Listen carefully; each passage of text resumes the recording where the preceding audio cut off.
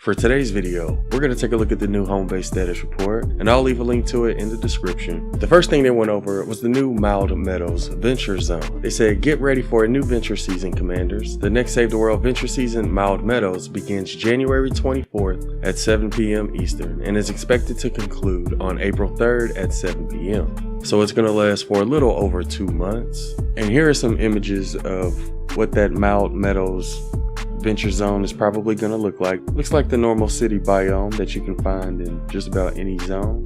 They also said during the Meadows season, all commanders will benefit from the escalation modifier while in the Meadows venture missions. As your commander's elimination streaks climb, your team will receive a small boost to bonus damage, capping out at 100% increase. In addition, reaching elimination streaks will trigger an elemental burst at all commanders' locations, dealing damage and unleashing additional effects. And they went on to show us the different bursts that you can get. After 30 kills, you'll get a nature burst, where you'll become one with nature. This burst deals damage and stuns surrounding enemies for 3 seconds. After 60 kills, you'll get the fire burst, and it says release the inferno. This burst will deal damage and apply a blistering debuff, which causes damage every second. So after 60 kills, you'll be able to cause affliction damage. After 90 kills, you'll get the dance party, or you'll harness the power of dance. This burst deals damage, refills commander's energy, and causes the husk to dance for 7 seconds. So that sort of has the same effect as the sound wall trap and boombox weapons. After 120 eliminations, you'll get the ice burst, and that says freeze. This burst will deal damage and freeze nearby targets for 5 seconds. And after 150 kills, you'll get the energy burst.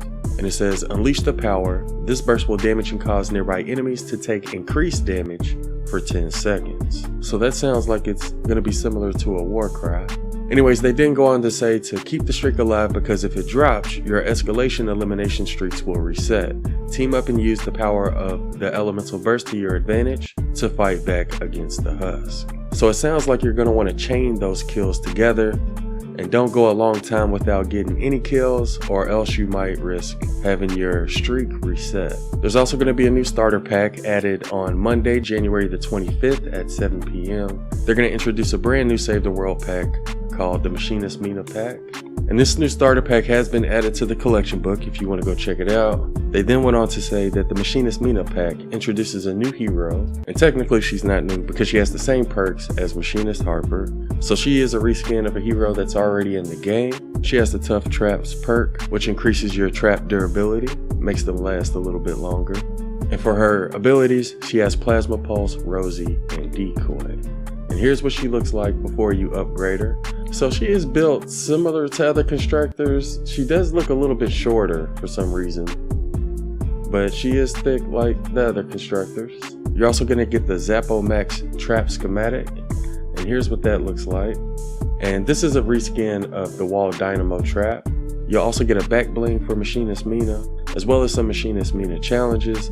And when you complete those challenges, you'll be able to earn up to 1,000 V-Bucks as well as 1,000 X-ray tickets, which you'll be able to use to purchase llamas that give you heroes and survivors and weapons. And if you purchase this starter pack, you'll also get access to Save the World. There was also a note that said the cosmetic items of this pack will be shared through Battle Royale, Save the World, and creative game modes. So you will be able to use this skin in BR as well as creative mode. And they're not going to have any impact on existing founder daily login rewards or V-Bucks earned, which is exclusive to early access founders. I'm not sure how much this one's going to cost, but the last one cost $16, and I assume that this one's probably going to cost the same. The next thing they went over were Wargames. They said starting on January 24th at 7 p.m., Major Oswald's Wargames drills are back in full effect. Revisit your Storm Shield bases and test your defenses against some destructive and challenging simulations. You're going to want to complete both daily and weekly quests to earn your haul of event tickets, gold, banners, evolution materials,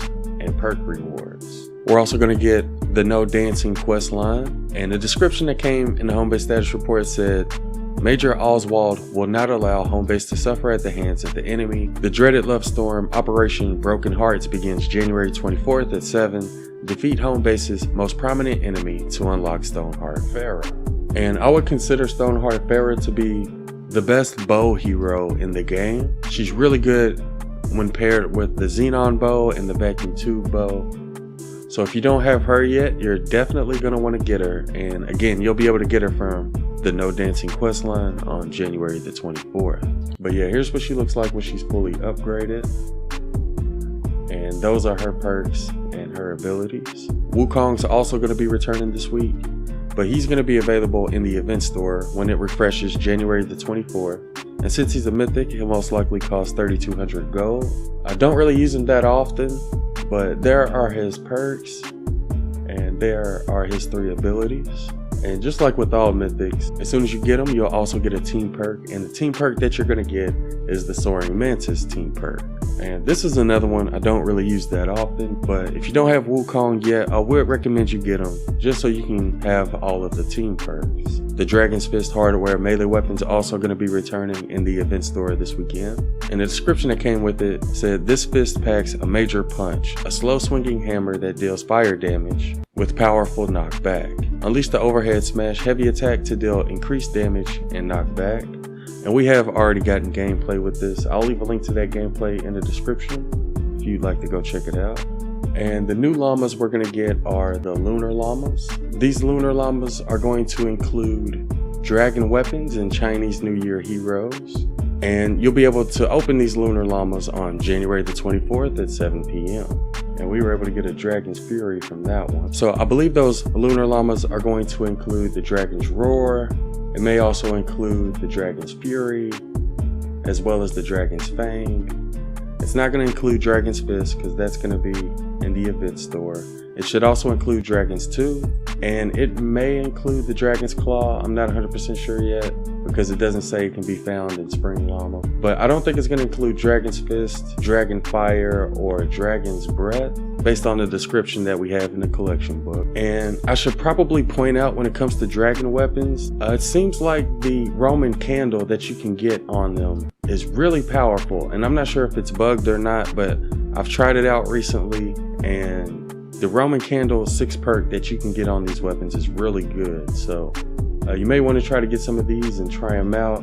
I don't know if we'll review these again. I'm pretty sure we've reviewed most of these, if not all of them. I'll try to leave a link to all those reviews in the description, but you may want to try to keep an eye out for dragon weapons that have the Roman Candle 6 perk, because it seems like they've been buffed recently. But yeah, if y'all would like us to re-review any of these, let us know in the comments below.